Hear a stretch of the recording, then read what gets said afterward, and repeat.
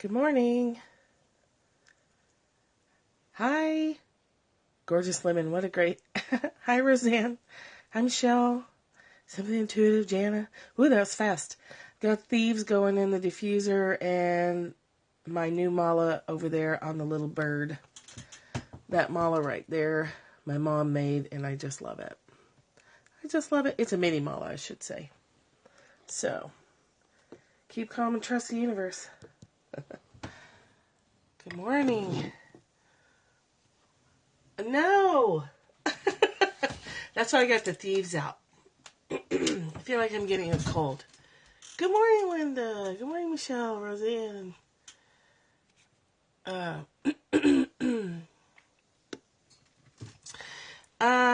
If I suddenly disappear, if you're following me and all of a sudden I disappear, please message me on Facebook. I've gotten to where I'm blocking people pretty quickly because I just don't want to hear it from the trolls. But in doing that, I've accidentally blocked Silvana twice. All apologies. And then I blocked a couple of other people accidentally, which I found last night when Silvana, the little clay ones. I know, right, Roseanne? These? Jana, it is, yes, I will. It's Bell Pine Art, and they're on Facebook, but I will put it in the group too. They're just wonderful. I love them. And this is the River Goddess one, and look, on the bottom is a little piece of cloth. Yeah. I think it's just bellpineart.com, but they're on Facebook too. There's a little piece of cloth right there, so when you visit a body of water that you love, you have to have tweezers to get it out.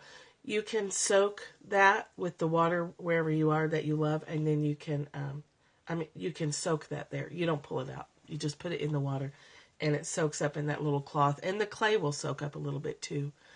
I just love this one a lot. Yeah, it's really cool. You can also diffuse your essential oils with these little clay guys. Here's the crone goddess one. The crone, the little old lady crone. She has a little, like, cup there, depression right there. It's actually the artist's, fingers. Yeah, it's clay from the woman's property in Oregon.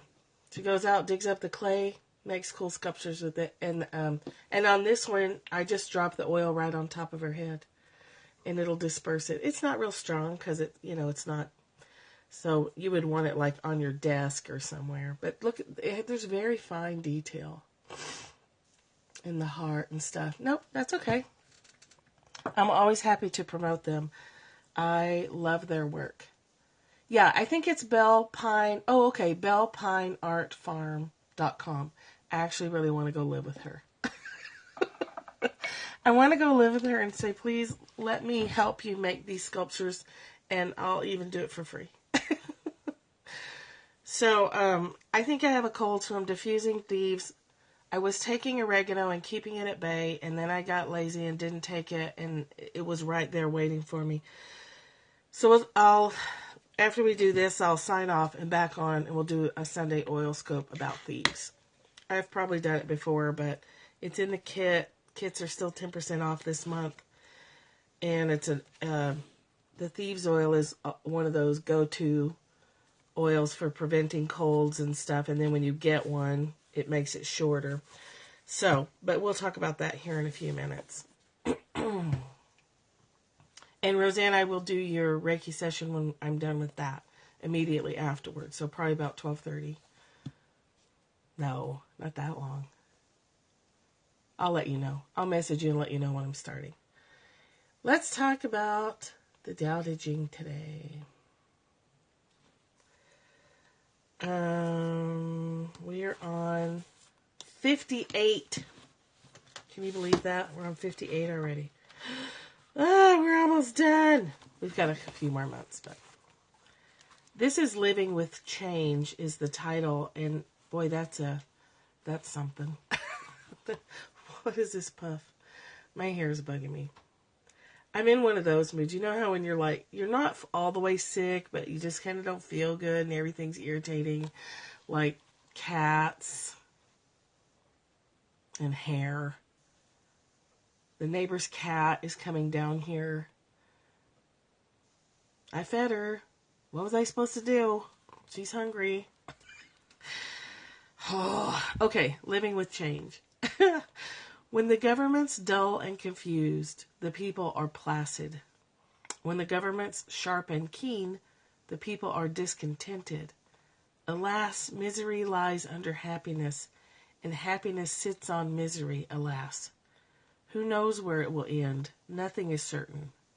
The normal changes into the monstrous, the fortunate into the unfortunate, and our bewilderment goes on and on. Well, that's kind of depressing. And so the wise, here's the uplifting part. Here's the hope part. Good morning, Ben. And so the wise shape without cutting, square without sawing, and true without forcing. They are the light that does not shine. To true something is to line it up, like to true, I used to have to true my bicycle rims. When you mountain bike, your rims get knocked around and you have to take a truing thing and go through and straighten everything up. The metal spokes and stuff, make sure they're all lined up appropriately. So that's what true means, in case you didn't know. In the first verse, the words dull and confused and sharp and keen are, as Whaley points out, the words used in chapter 20 to describe the Taoist and the non-Taoists. In the last verse, the one we just read, most translators say the Taoist is square, happy Sunday, but doesn't cut, shines but doesn't dazzle. Whaley says that misses the point. The point is that Taoists gain their ends without the use of means. That is indeed a light that does not shine, an idea that must be pondered and brooded over, a small dark light. Thanks for the shares and the hearts and stuff. So the Taoists gain their ends without the use of means. So that is when we do without doing, everything gets done.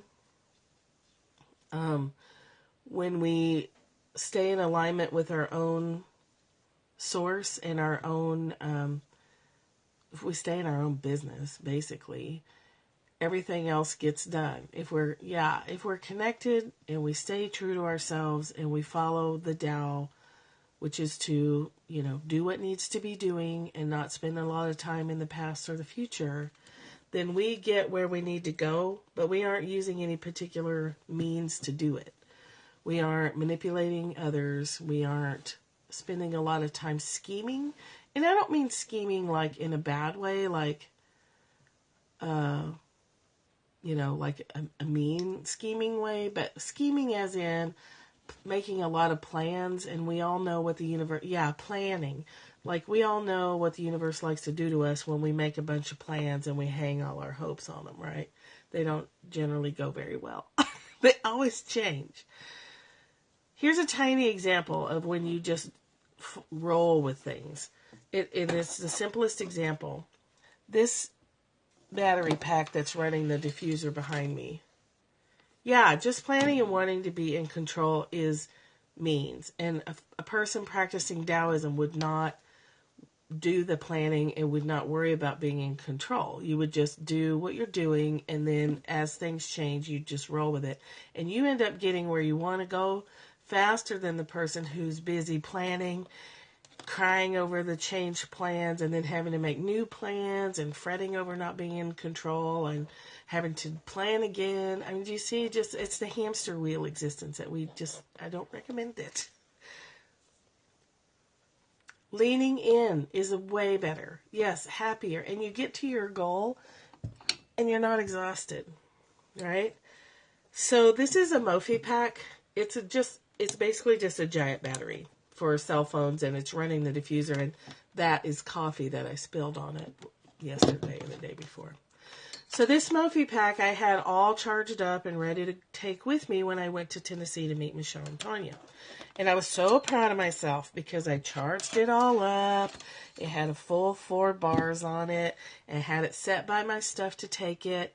And then when I got up there, I couldn't believe I didn't have it. it was nowhere. And I was like, how is that possible? I had it sitting right by my stuff, and I generally, as I'm going out the door, swoop the last bits of stuff into a bag and off I go. I've traveled a lot. I don't usually forget things or leave things behind. So I went to all, and plus I was mad, not mad, but, like, well, damn it, I went to all that effort, to get it ready. Well, while I was gone, it stormed here, trees fell on the power line, and Heath was here for 12 hours or so without power. So the Mophie pack was here, and he needed it for his phone, because his phone would have died without it. And you can't plug we have a tiny power inverter that runs off a charged car battery, but you can't plug electronics into it because it surges, and the electricity is not it's not consistent. It ebbs and flows, and it'll fry electronics, so you can't plug your phone into it. And me, I would be happy if my phone had died. I'd be like, whoo, nobody can get a hold of me. I don't have to do anything. I'm not responsible.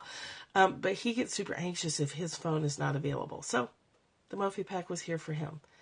I didn't need to freak out about it because I didn't really need it. I was just taking it as a backup. Yeah. So when your plans change, just roll with it. My plan was, hi, Stacy, nice to meet you.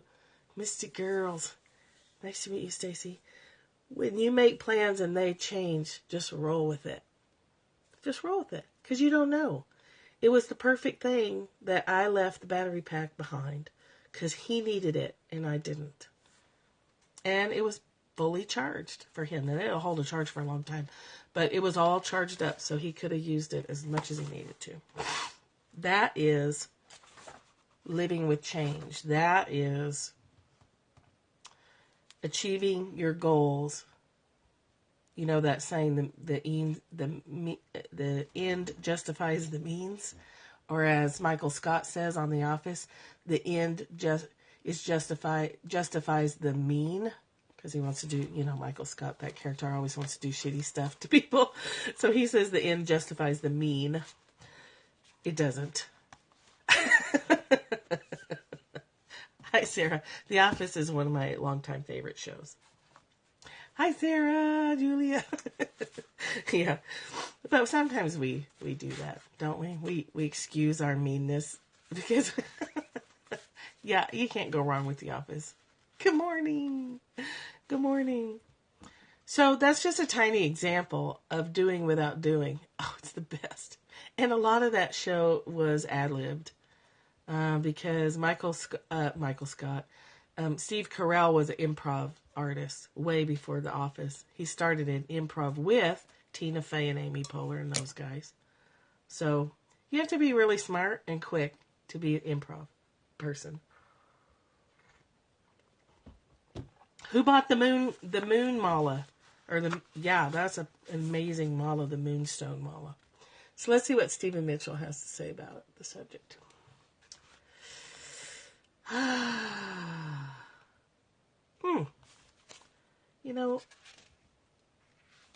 wonder if I've gotten myself off track in this book.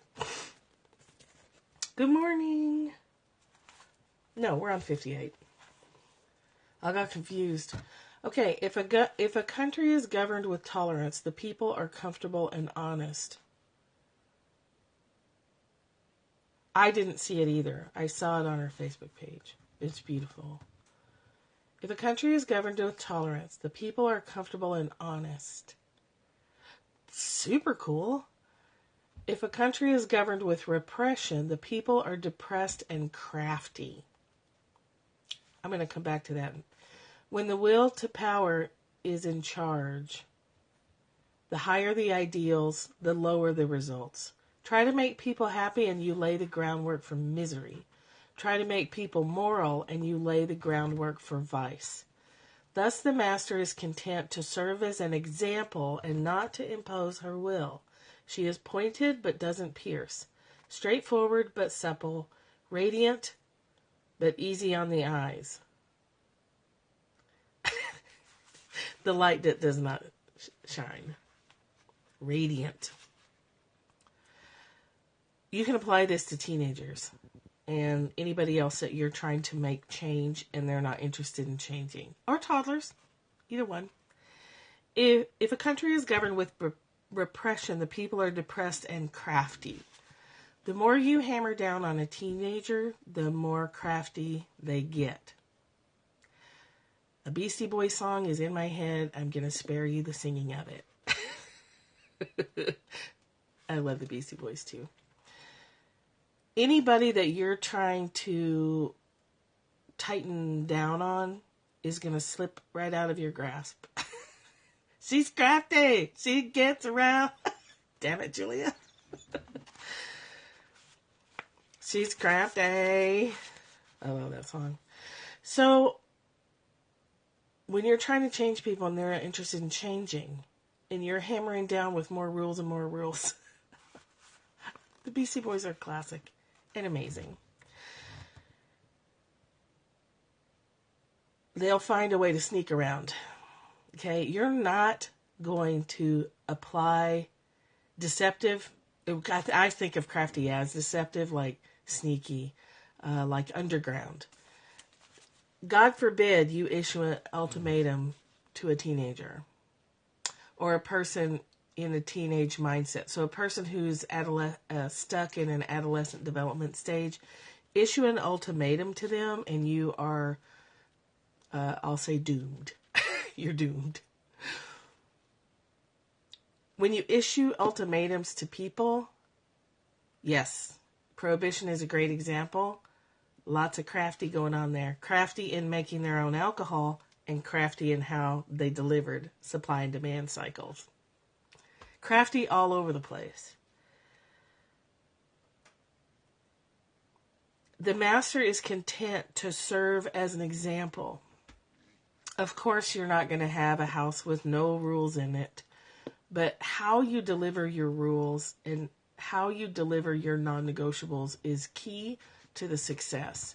If you treat it like a hammer and you knock it on people's heads, it's not going to go well for you. If you deliver it as an option, because it is an option, people don't have to do what you say. And when people understand it's being given to them as a choice, teenagers included, they are much more likely to listen to the reason for the rule and to follow it. Yes.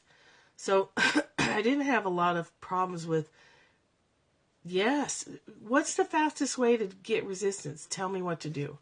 Don't tell me what to do. You can't tell me. You ain't my mama. Okay, so the fastest way to create defiance is to say you have to or you will. As long as you're under my roof, you will follow my rules. Your kid's going to be out of there in no time, whether you know it or not. You're not the boss of me. Yes, you're not the boss of me. He says, don't you tell me if I forget and say a have to or a you've gotta or whatever if I forget. He's like, don't you tell me. It's true.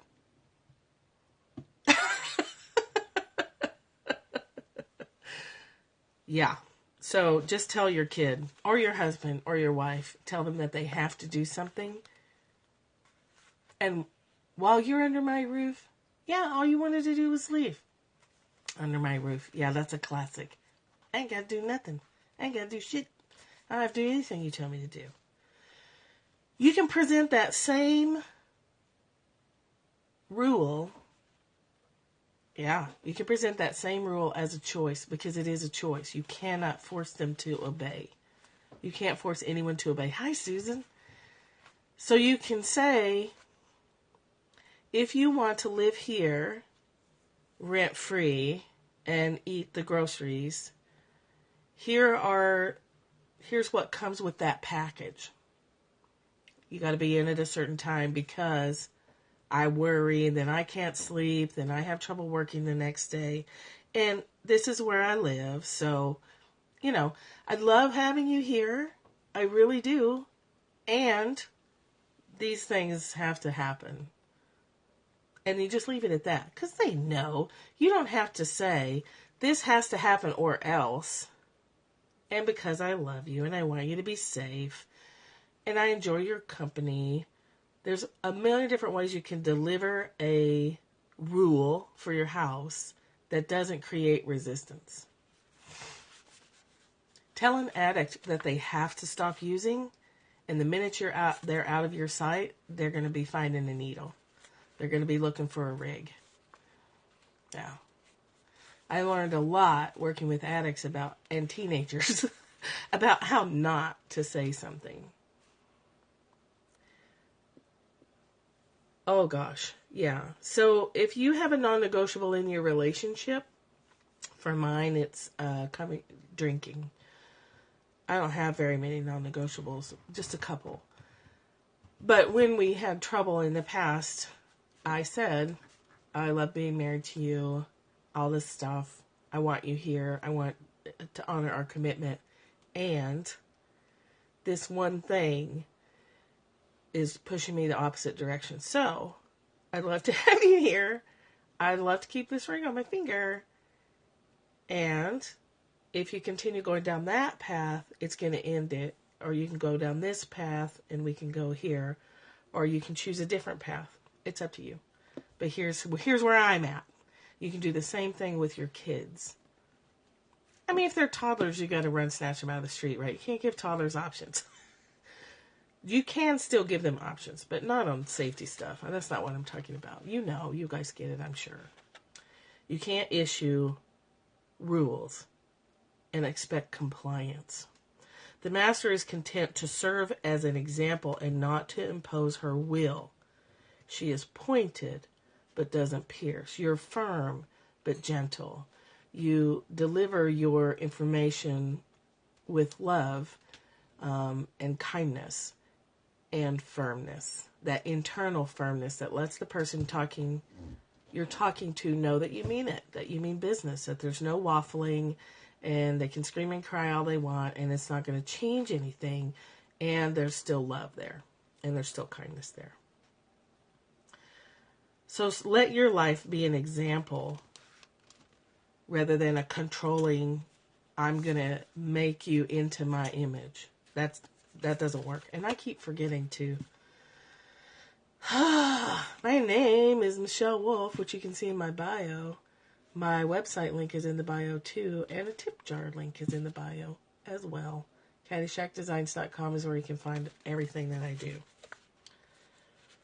Okay, let's see what Byron Katie has to say.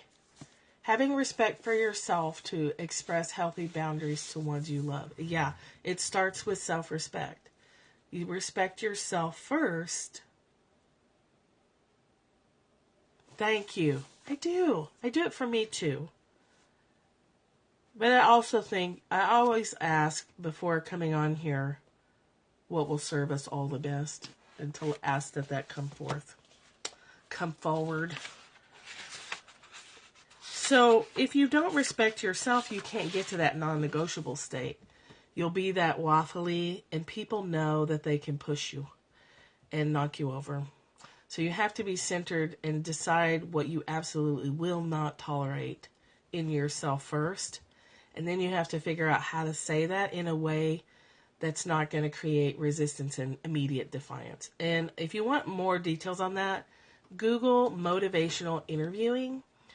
It's the therapy method that works best with addicts, because a lot of addicts are stuck in adolescent mind and anti-authoritarian mind. I'm pretty well stuck at 16. I don't think it's going to change.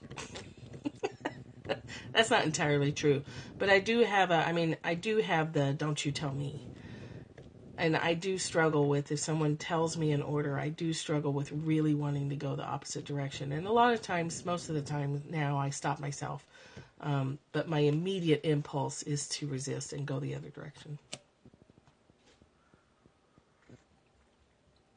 Motivational interviewing, if you want more of the theory behind that. So, 58, Byron Katie. Being present means living without control and always having your needs met. We have to trust that process, though. Trust is an issue when you aren't used to this. It still is for me. For people who are tired of the pain, nothing could be worse than trying to control what can't be controlled. If you want real control, drop the illusion of control. Right? Just let that go. You can't control anything. You know that Gnarls Barkley song, Crazy? I remember when I lost my mind, there was something so special about that day. Just go ahead and lose it. Let it go. Let life live you. It does anyway. It's doing it anyway. You don't have any control anyway. That's the big cosmic joke.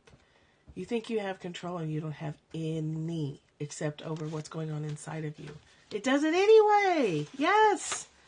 Yes, it does it anyway. So just go ahead and roll with it and use that power for your own, let's say, leverage it. You can leverage the flow.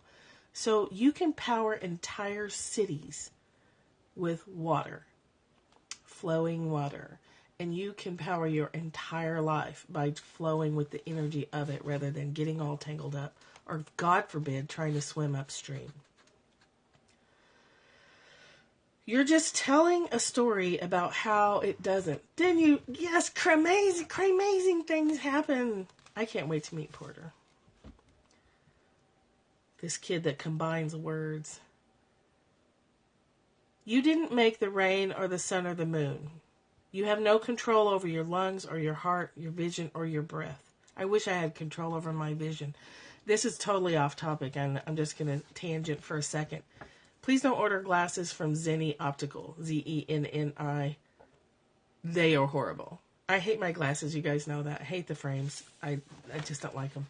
And so I ordered some online, and they're hideous to deal with. So just Zenni Optical, put that on your note. Thank you, Stacy. Thanks for coming by. Oh, cat butt. Okay, let me get back on track here. Whoa. You have no control over cats. Warby Parker sent me frames that were all bent and broken, but they were excellent about their customer service. Oh, brother. Cats will teach you about not having any control. 1 minute you're fine and healthy, the next minute you're not. When you try to be safe, you live your life being very, very careful. Goodbye. Bye, Stacy. Thank you. The phone's ringing. Maybe it's God. No one calls that number. Everything is nourishment. I like to say, don't be careful. You could hurt yourself. All of a sudden, we're out of control here. The cat's knocking stuff off. The phone's ringing. Our pets' heads are falling off.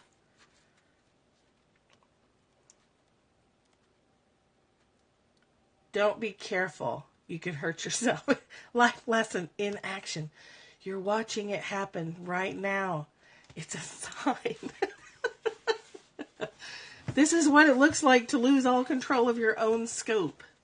From your own ADD mind to the cat to the ringing phone. We just roll with it. We have to roll with stuff a lot here. You can't make people moral. You can't make them behave.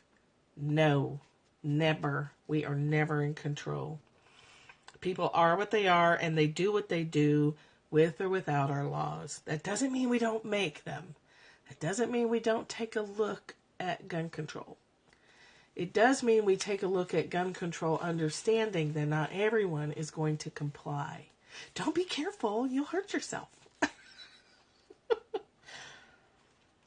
Okay. Remember Prohibition Amendment, Michelle? Remember Prohibition? I hear that it was passed by well-intentioned moral people who just wanted to save the rest of us from the temptations of alcohol. Of course it failed, because sobriety can come only from the inside. You can't force people to be sober or honest or kind. You can say, thou shalt not, till you're blue in the face, and they'll do it anyway. Do you ever watch that show, Moonshiners? That's a good example. There are all kinds of laws against running moonshine, and that has only stopped the people who care about the laws. If people don't care about the laws,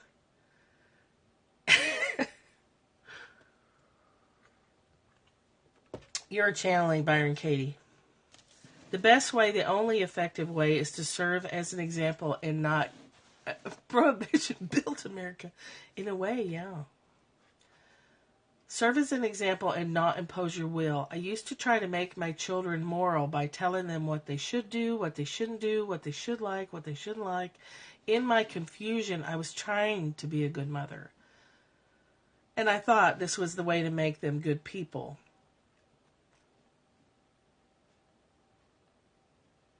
The money drives that whole thing. Actually, the money drives all of this imposition from governments is generally money-based. I thought this was, when her kids didn't do what I wanted, I would shame or punish them, believing that it was for their own good. So we're doing the best we can, right? So in reality, what I taught them was to break my laws and be very careful not to get caught. I taught them that the way to have peace in our home was to sneak and lie. Many of the things I was teaching them not to do, I had done myself and had admitted to them, and some of the things I was still doing even as they watched. I expected them not to do these things just because I said so. It didn't work. It was a recipe for confusion. I lost my children 20 years ago. I came to see that they were never mine to begin with. That was an extreme loss. They truly died to me. I discovered that who I thought they were had never existed at all, and my experience of them now is more intimate than I can describe. Today, when my children ask me what they should do, I say, I don't know, honey. Or, here's what I did in a similar situation, and it worked for me, and you can always know that I'm here to listen and that I'm always going to love you, whatever decision you make. You'll know what to do, and also, sweetheart, you can't do it wrong. I promise you that. I finally learned to tell my children the truth. You can't get it wrong, and you never get it done. You hear that cat? That's the cat outside. I'll bet you anything she's coming into heat. Also an issue I have fought for control over because her owner won't take her to get fixed, so I will. I'll take her Thursday. Just watch me. It's painful to think you know what's best for your children. It's hopeless. When you think you need to protect them, you're teaching anxiety and dependence. Yeah, he knows I will too. And in fact, because he knows I will, he probably is not he's probably dragging his feet on purpose. And I think that's a pretty safe assumption to make. Because he did this on the dog situation too. And had I not gotten controlling about it, I probably would have fixed her months ago. You can't get it wrong and you never get it done. That's a hard one to undo because we're taught from kindergarten that there's a right way and a wrong way, and there is not a right way and a wrong way. There's just the way. When you question your mind and learn how not to be mentally in your children's business or your spouse's or your boss's, yes, so hard. Finally, there's an example in the house, someone who knows how to live a happy life. They notice you have your act together and that you're happy, and so they start to follow. Don't color outside the lines. You can only mix colors certain ways. Good thing you didn't listen. Lotuses can't be blue. Yes.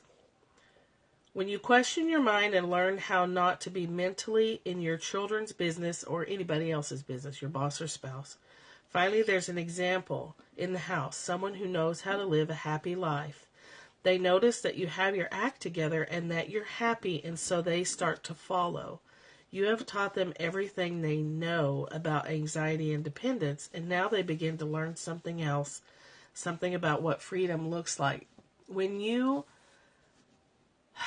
people know you as a certain way, and you start to change your life and you get happy and things start to work for you, and you aren't preachy about what you're doing, yet maybe people don't even know that you're doing anything in particular, they'll start to ask you, what are you doing that's making your life different? I had people ask me about oils that way. What are you doing that got you over the cold? And half the time I did.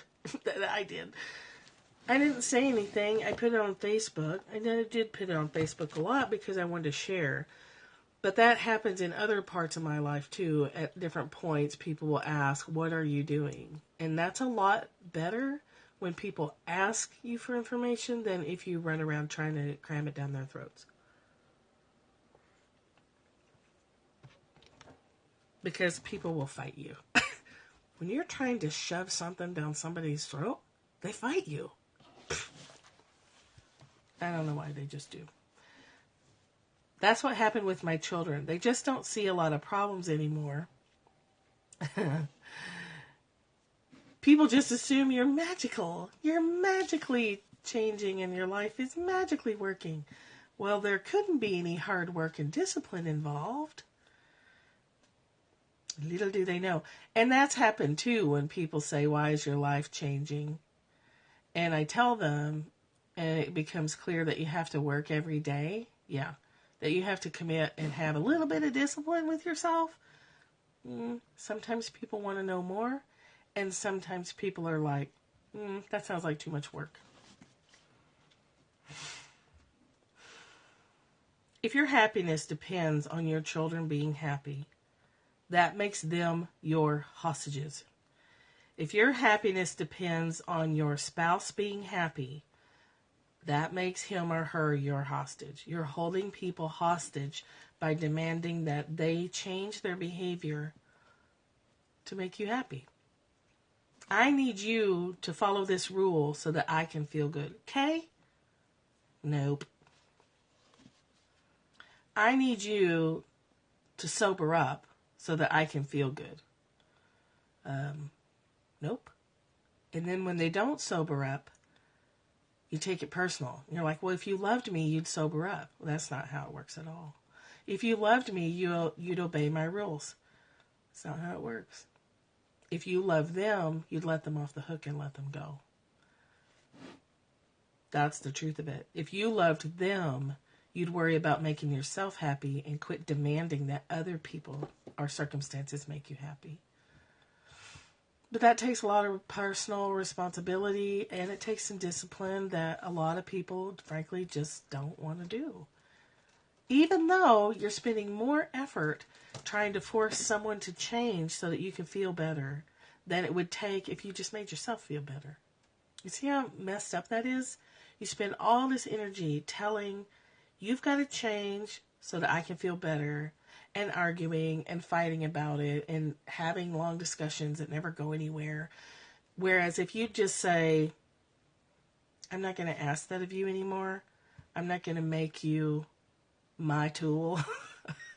You may be a tool, but I'm not going to make you my tool toward happiness. I'm going to make myself happy.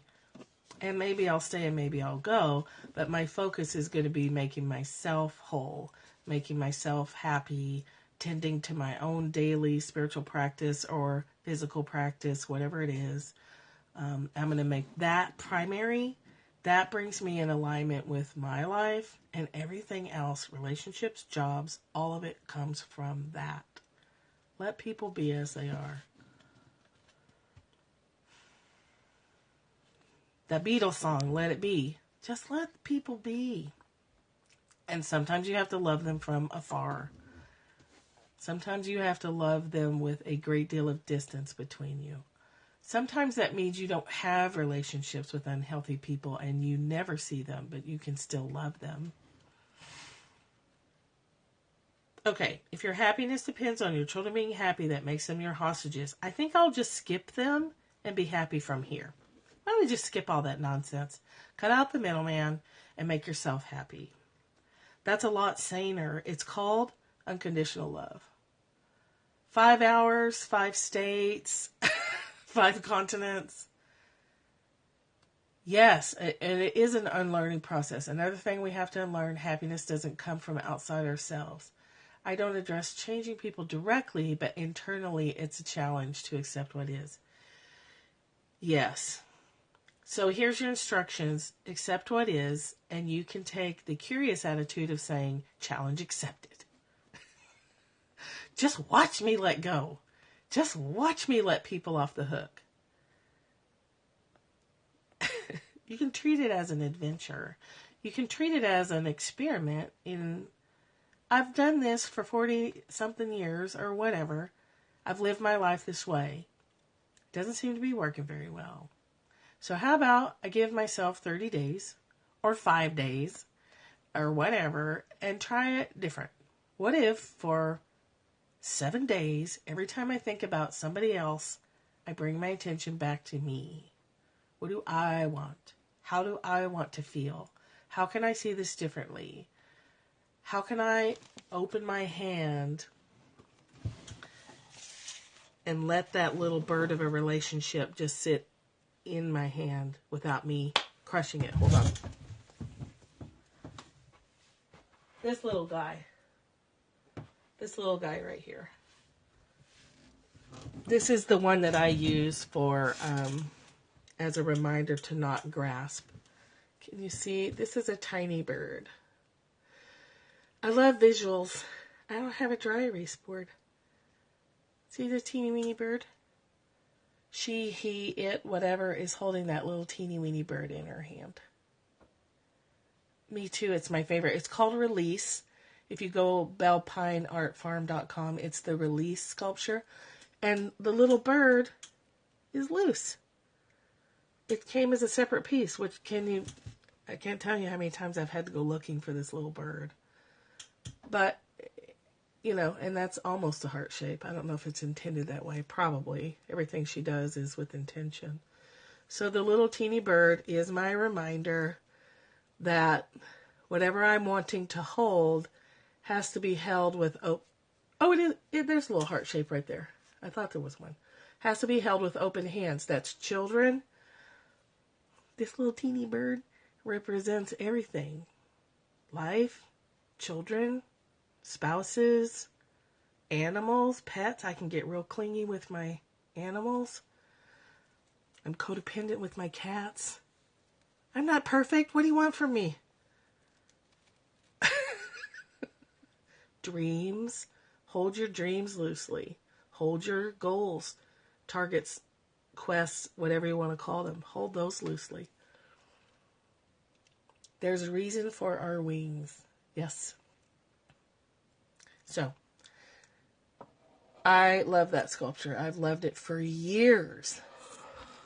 And they do sell replacement birds if you accidentally lose yours. I haven't had to buy one. Mine's always turned up, but why would I give my children advice when I can't possibly know what's right for them? If what they do brings them happiness, that's what I want. If it brings them unhappiness, and if you crush it. Oh, good point. You hold too tightly to your worries. Very, very good observation. Hold your worries loosely also. If you have a spasm of cute aggression and you crush your bird, you can get another one.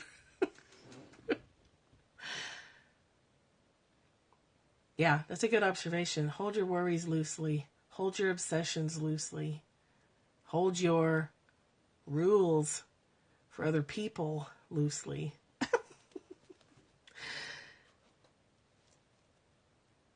So listen to this last sentence because it's important. Well, almost the last one. If what they do brings them happiness, that's what I want. If it brings them unhappiness, that's what I want. Because they learn from that what I could never teach them.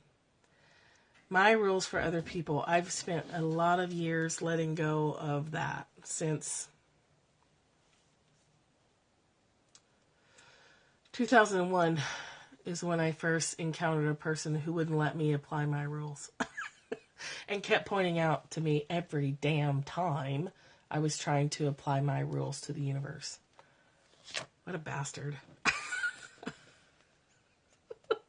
I couldn't help but let them go.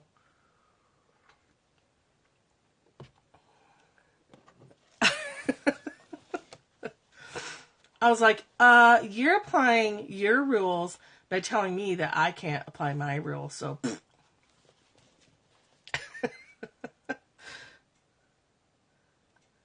if your children do things that make them unhappy,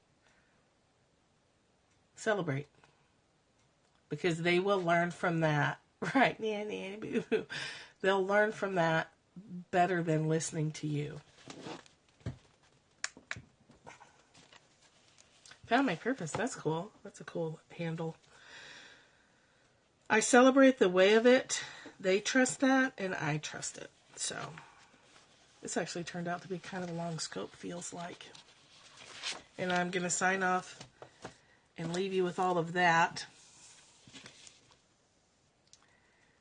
If you don't do anything else for yourself, let go of other people. Letting go of other people and animals. You're welcome. Letting go of other people, your relationships, let's just say that, whether animal, vegetable, or mineral. If you can let go of them, you'll find that your own energy surges. Not my puppy, baby. It's harder to let go of animals than people. Yes, and don't do it in, yes, let them fly. And don't do it in a screw you kind of way, like, you're on your own, so, whatever, go do what you want to do, be all sarcastic and stuff. You do it from a place of love, and, you think you're giving them their freedom, but you never had it to begin with. Yes, let go of other people's choices in your head. You never had control over them in the first place. You're letting go of these concepts in your head.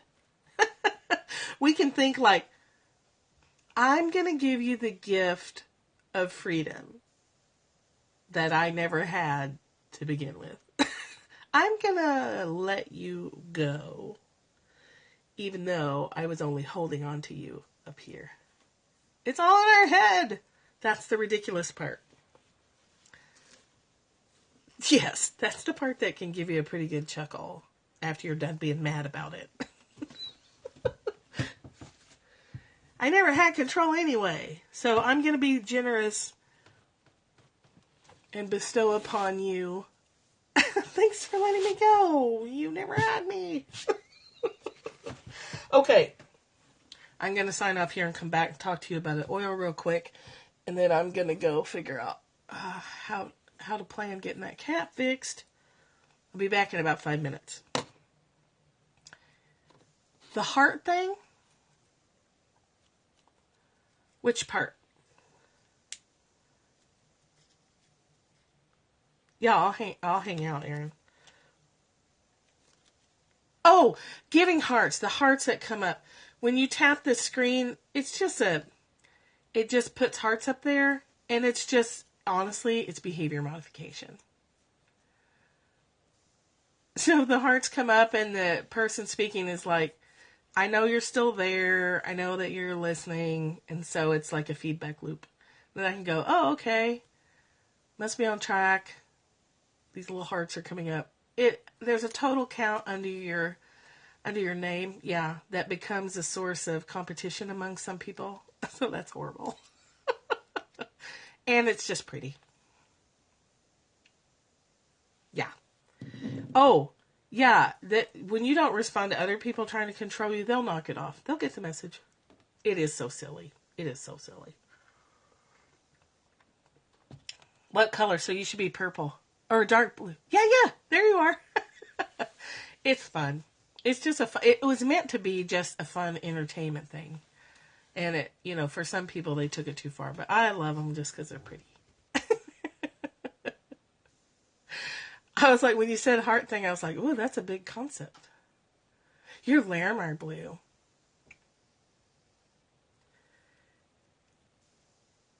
Yeah, Susan, you can put more about that in the Perry Fam group too if you want. I'm going to sign off so I can sign back on and talk to you about oil and then get on with my day, the rest of my day. Love you bunches. Bye.